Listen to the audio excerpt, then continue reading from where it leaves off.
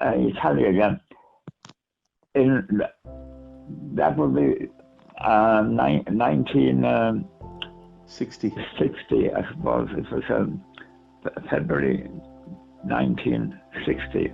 Correct. There would have been a night duty that night, and as it so happened that time, we had no car. We were just in post, like, doing a mobile patrol all around the town. So we could have been on any side. We could have been over at the hospital area there and then Scott Road, and it just so happened we walked up to the top of O'Connell Street, and it was about 1:30 in the morning. Okay. And I remarked how quiet it was to my comrade there, Tom Ryan, and we just walked very calm, and all of a sudden, when I looking towards the Limerick direction, standing at the corner,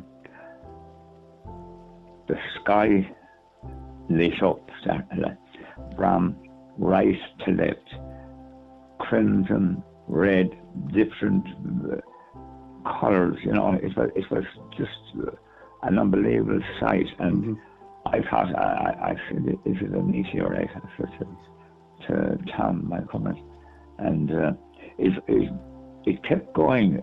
The whole sky went from one side to the other, and then it gradually then came back slowly, and disappeared.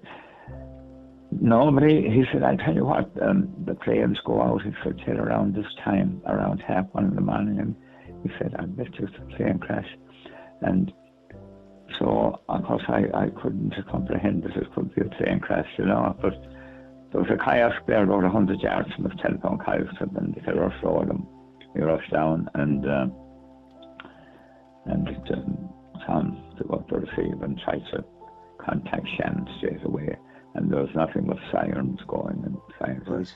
And he knew straight away it was a crash, so we made our way back to the station as fast as we could. And could you hear the sirens from Ennis?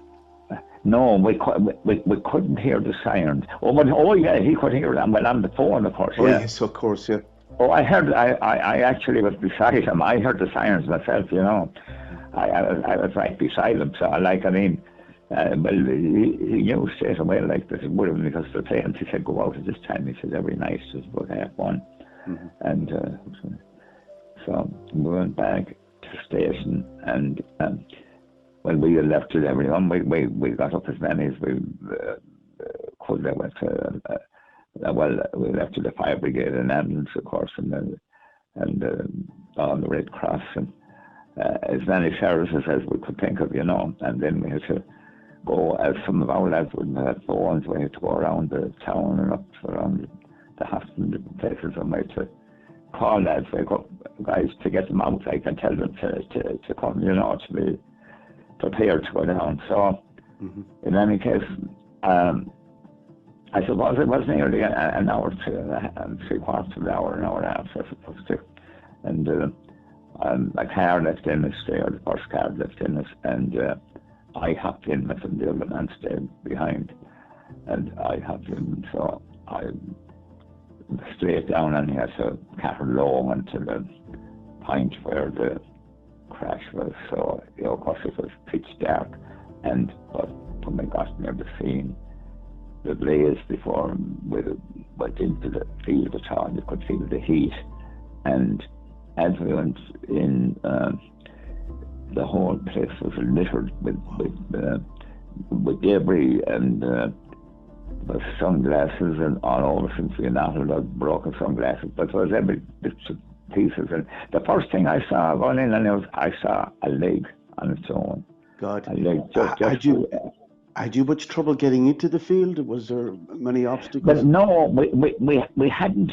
No, strangely enough, there was no. We were able to get in all right, because we just parked there outside the roadside. We were able to get in. No, we had no problem access. But the ambulances had been there, and they had been loading up people, and nearly there might have been, I don't know whether there was any of them gone at the time, because there were bodies, like, and injured people would say brought to Ennis and everything like that. But we just went in anyhow, started to look for bodies and that, and as I could see, the main body, after it hit the cemetery wall, the plane parted, and the main body went in one direction, and the tail went in another direction.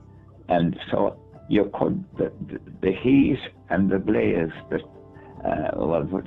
you couldn't go near it, it was well away, because they're very intense, and the smell of burning flesh was something terrible. I've never experienced it. But I went towards the tail anyhow, and just to see, and I looked in at the tail, and there I saw a lady. She appeared to be a hostess or something, and her seat belt was on her safety belt, and she was in the very corner, and her head was hanging, and she was dead. She was dead, of course, and that was the only thing that I saw. And then, as I looked as well, here I saw another body, and he was a male, and he was pinned underneath the tail. He was kind of buried, half of him was buried under it. So, straight away, my understanding would be when the plane, when it was actually, after it hit the wall and that was burst in two, of course, a lot of passengers were thrown out and they were going all directed, but he was unlucky. He would have been out and maybe just running, and when the tail was swinging around, it caught him and it buried him. He was half buried in the ground, so that was awesome, really, took it. So, well, we, of course, there was pandemonium around the place, and but we remained there until all the bodies had been, taken by ambulance to the different hospitals and that.